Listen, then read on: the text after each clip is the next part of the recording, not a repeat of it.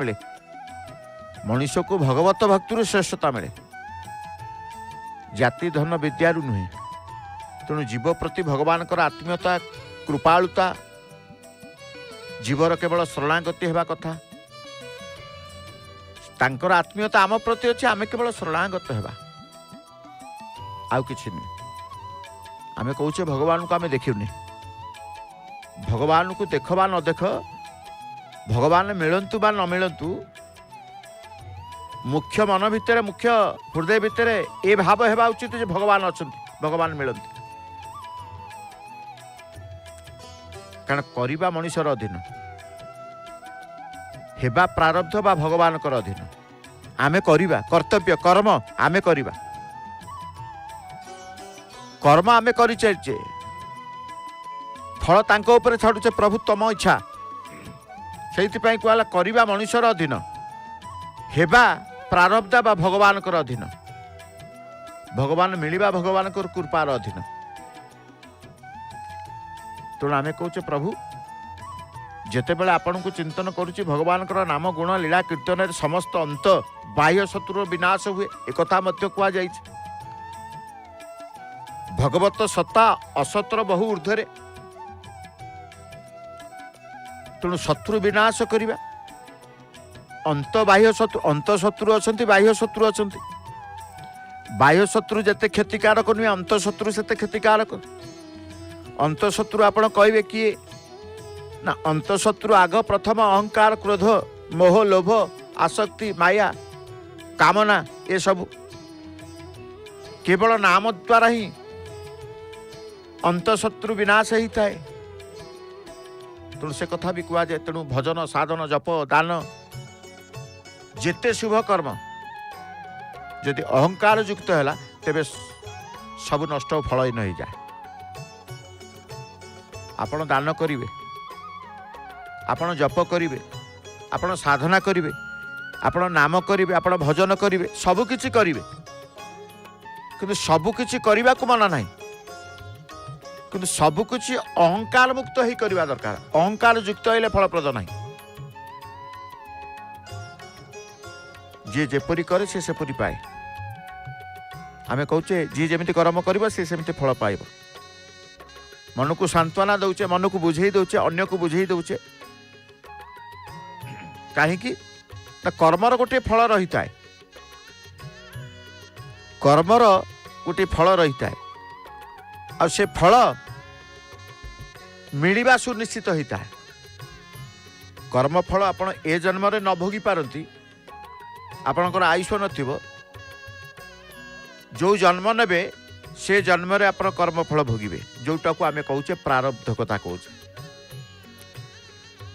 तेणु कर्म फल क्या छाड़नी समस्त के भोगवा को विचार करिवार समय आसी विचार करिवार समय आसी कर्मफल निश्चित भोगवा को पड़े ए जन्म नुहे जन्म जन्म पर भी कर्मफल भोगवा को पड़े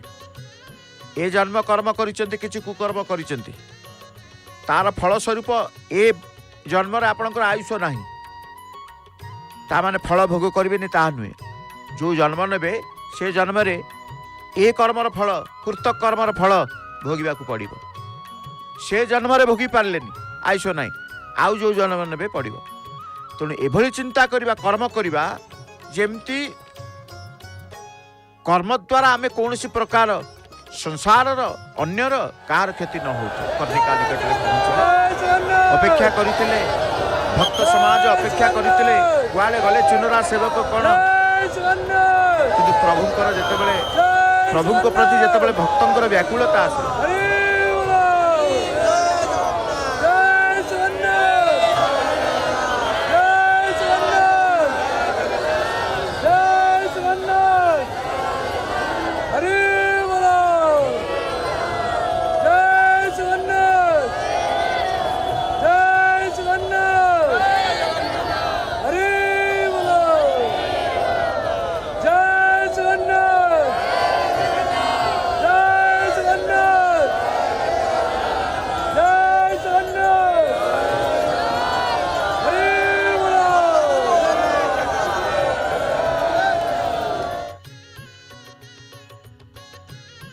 जय जयकार चली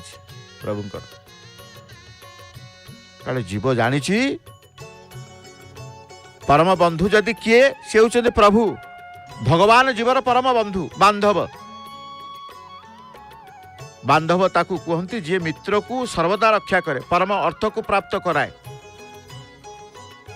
भगवान प्राणीर प्रकृत परम बांधव परम बंधु यही भाव आसे ध्वजा बंधा समय रे एवं यही समय रे आसी थाए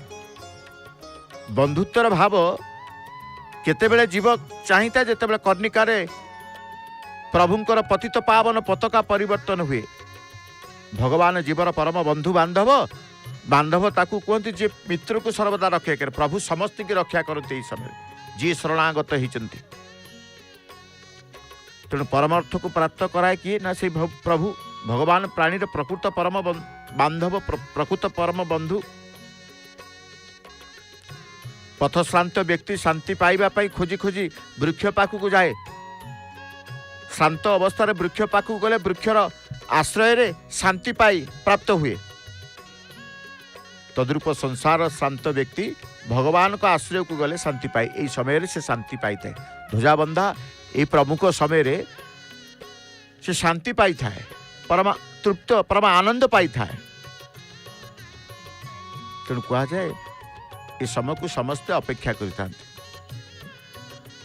ये समस्त को ये समय को समस्त अपेक्षा करते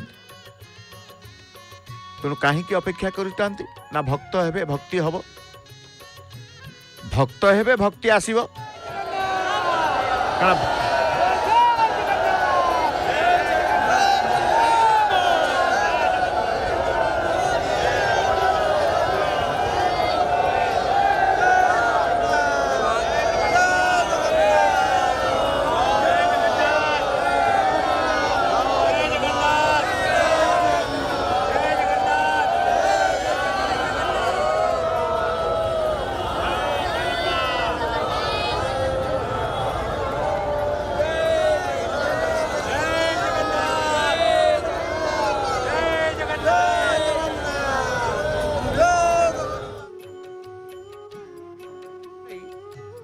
से सत्य पथे जीवा पाई संकल्प नहीं थाए